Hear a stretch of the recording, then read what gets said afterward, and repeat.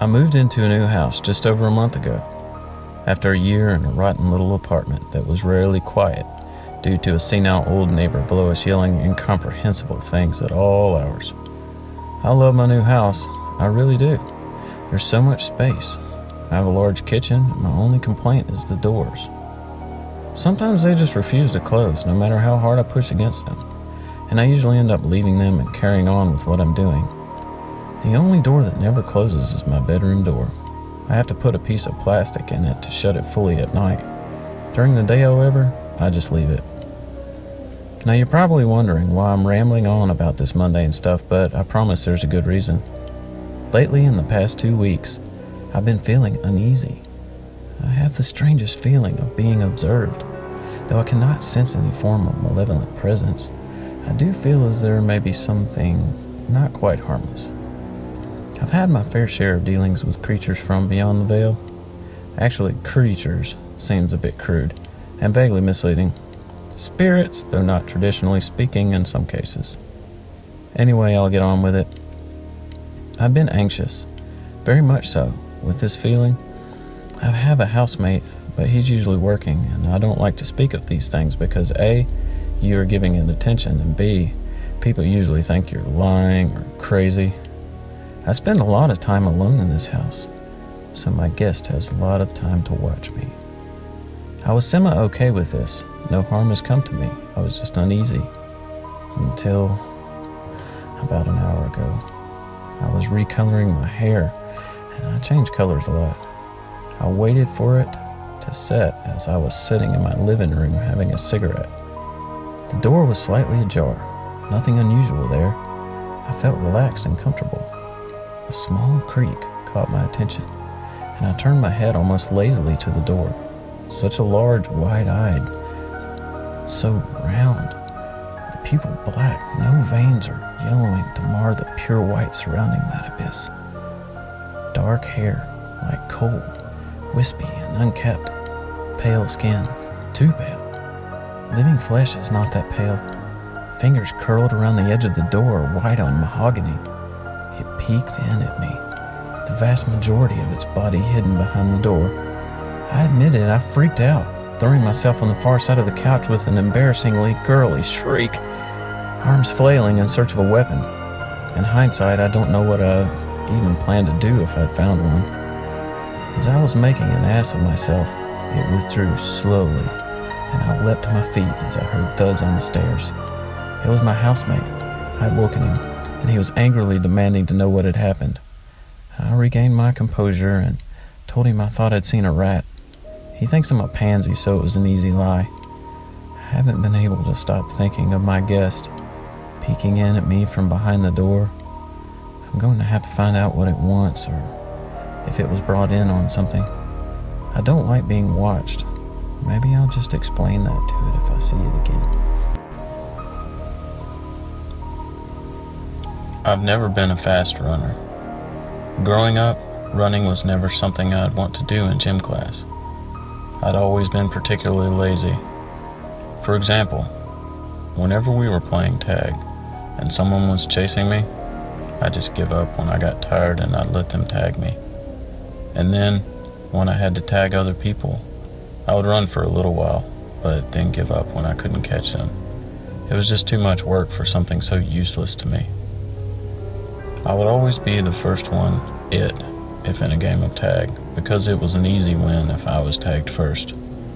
It would have been a miracle if I had gotten anyone after I had been it. Everyone who's ever known me knows that I'm not athletic at all, and I never will be. Fast forward to yesterday.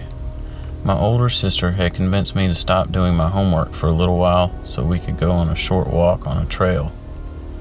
After all, it wasn't too hot out like it was all summer.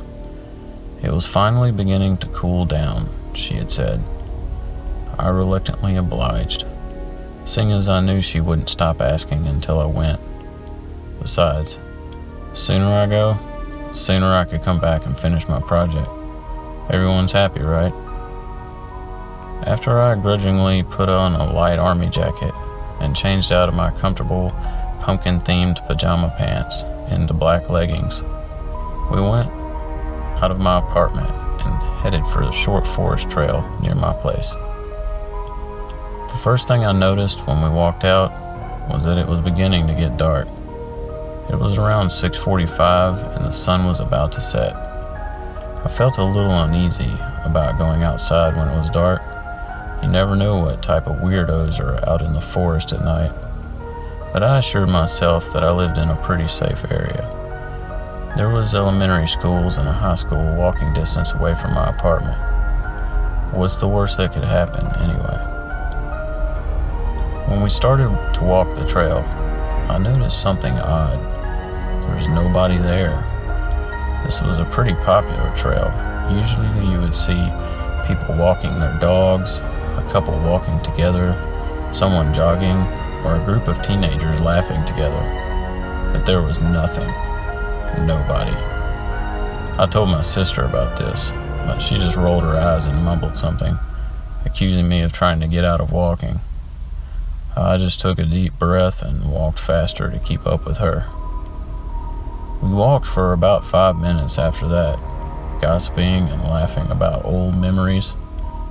We had been laughing really hard at a joke I had told her that I heard at school when all of a sudden she stopped laughing and looked off into the right side of the now pitch black forest. I, still giggling, thought she was pranking me, and this seemed like the type of practical joke she would pull. After a while looking at her seemingly shocked expression, I shoved her lightly and told her, "Knock it off, it's not funny anymore." The shove must have taken her out of her shocked state, because she jumped a little bit and pulled me into the left side of the trail, into the forest. I was confused and scared when I asked her what the hell was going on. I swear to God, I will never forget what my sister had said. "I saw a fucking clown. We need to get out of here now." Right after she had said that, we both heard a loud, cackling laugh. I looked back at the trail for a second, and I saw a figure with bright red hair and a large, painted-on smile. What had really unsettled me was the lack of the red nose and the giant metal baseball bat in its hand. I looked back at my sister, and I noticed that silent, mascara-filled tears streaked her face. Only then I noticed I was crying as well. Remember when I said that I hated running? Well, that was what I now had to do to survive. I turned to my sister, and I mouthed, "Run," to her. She nodded and didn't hesitate a second to start sprinting out of the woods, me right behind her. I just remember thinking how tired I was, how I really wanted to stop and take a break. Whatever happens, happens. But the sound of heavy footsteps behind me motivated me to push harder and faster. I was moving so fast that some of the tears had leaked out of my eyes were going towards the side of my face. I was so tired, and all I could think about was stopping. And I almost did. But then I realized that it isn't some game of tag. This is my life. If I stopped, I would most likely die or be seriously injured. If I kept running, I could survive. I could tell my grandkids the story of how I almost died. I could live. So I kept moving my feet as fast as I could. Soon enough, we saw a 7-Eleven, and I used the last of my energy and pushed myself towards the store, where I had seen my sister go in seconds before. When I got inside of the store, I fell to the ground in exhaustion. After catching our breath, we tell the cashier to call the police. After the police asked us some questions, they drove us home. The last thing I heard before passing out was, "They're lucky. We found 2 more bodies out really far in the trails." The next thing I know, I wake up the next day, today, and I'm writing my story. I'm sorry if this isn't the scary story you were looking for here, but this is my experience, and this is probably the scariest thing that will ever happen in my life.